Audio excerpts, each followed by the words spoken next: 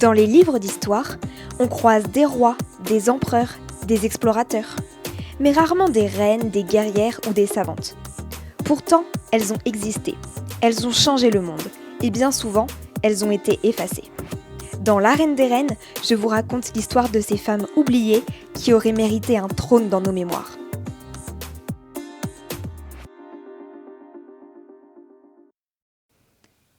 Alors, installez-vous. Aujourd'hui, cet épisode est un peu particulier, parce qu'il sort à quelques jours des commémorations du 8 mai, la fin de la Seconde Guerre mondiale en Europe. C'est un moment où l'on célèbre la victoire, mais où l'on oublie parfois ceux qui ont résisté sans armes, de l'intérieur. Je vous emmène donc à la rencontre de Sophie Scholl. Elle n'était ni soldate, ni espionne, ni chef de réseau. Elle était une simple étudiante. Et pourtant, elle a défié l'un des régimes les plus violents de l'histoire. Avec du papier, de l'encre et des mots.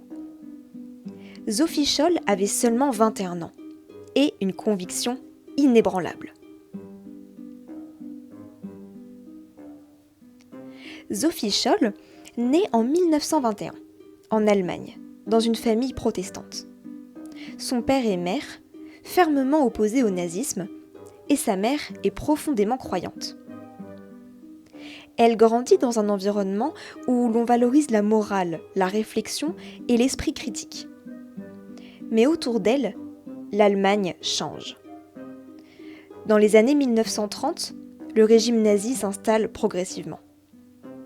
Et comme beaucoup de jeunes de son époque, Sophie est d'abord séduite. La preuve, elle rejoint même les jeunesses hitlériennes. Notez bien ce détail, il est important. Parce qu'il rappelle une chose essentielle. Les résistants ne naissent pas toujours résistants, ils le deviennent. Avec le temps, Sophie commence à voir des contradictions. La propagande est de plus en plus présente et invasive, la surveillance est massive et les libertés de plus en plus restreintes. Elle observe ces changements et elle se questionne de plus en plus. Et surtout, elle lit. Elle lit beaucoup.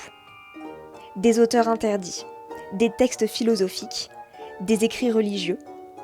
Petit à petit, une conviction s'impose. Quelque chose ne va pas. Son frère, Hans Scholl, partage les mêmes doutes. Ensemble, ils s'éloignent donc du régime. Et dans l'Allemagne nazie, s'éloigner, c'est déjà prendre un très gros risque. En 1942, à Munich, Sophie rejoint un groupe clandestin, la White Rose, ou plutôt en français, la Rose Blanche.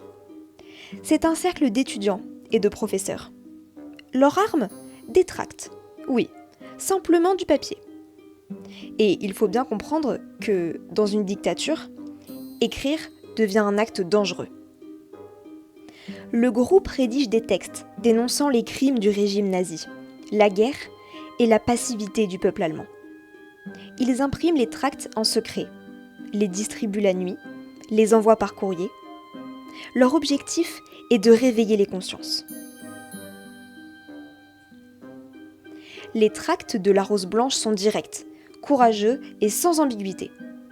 Ils appellent à la résistance du peuple, à la responsabilité individuelle et surtout à la désobéissance vis-à-vis du régime nazi. Dans ce régime, où la moindre critique peut mener à la prison, ou pire, c'est un acte de défi absolu, et donc forcément une mise en danger conséquente. Et pourtant, il continue. Sophie participe activement à la distribution, notamment dans les bâtiments universitaires. Elle transporte les tracts dans une valise avant de traverser la ville. Le tout avec un calme impressionnant. Un peu comme si elle allait simplement en cours. Sauf qu'en cas de contrôle, la mort est presque assurée. Le 18 février 1943, Sophie et Hans Scholl se rendent à l'université de Munich. Comme d'habitude, il dépose des centaines de tracts dans les couloirs. Puis, au moment de partir, Sophie fait un geste qui sera décisif. Un geste assez simple. Elle pousse une pile de tracts du haut d'un escalier, et les feuilles tombent dans le hall. C'est spectaculaire, mais c'est une erreur. Un concierge les voit et il prévient la Gestapo. Sophie et son frère sont donc arrêtés. Sophie est interrogée pendant des heures. La Gestapo cherche des noms, des complices, des aveux. Au début, elle tente de protéger ses compagnons de la Rose Blanche. Puis, face aux preuves, elle avoue faire partie de la résistance. Mais elle ne trahit pas ses camarades. Elle ne donne pas de nom. Au lieu de ça, elle prend toute la responsabilité, à seulement 21 ans. Face à l'un des systèmes de répression les plus violents de l'histoire, elle reste calme, lucide. Cette jeune femme fait preuve d'un courage impressionnant. Le 22 février 1943, soit seulement 4 jours après son arrestation, Sophie Scholl est jugée par le tribunal du peuple, dirigé par Roland Freisler.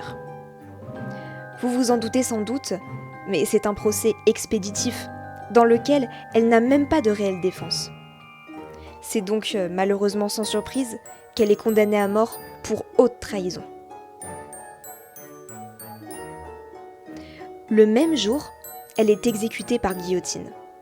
Elle a seulement 21 ans. Selon les témoignages, ses derniers mots sont « Le soleil brille encore ». Une phrase presque paisible, comme un refus de laisser la peur avoir le dernier mot. Sophie Scholl n'a pas renversé le régime nazi. Elle n'a pas stoppé la guerre, mais elle a fait quelque chose de tout aussi essentiel. Elle a prouvé que résister était possible, même au cœur de la cruauté du système, même quand tout semble perdu.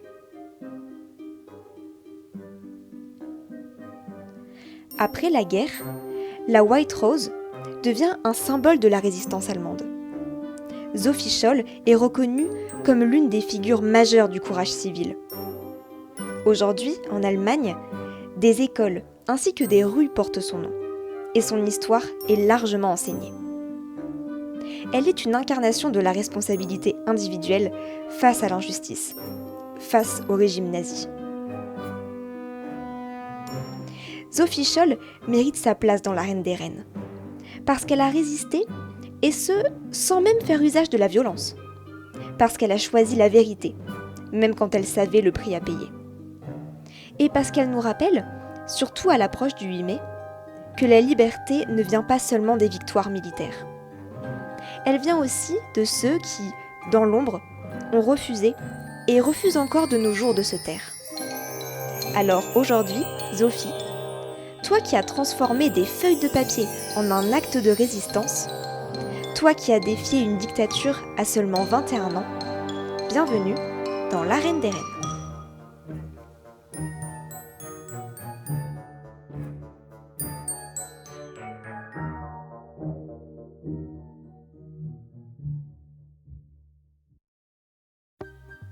Merci d'avoir écouté cet épisode.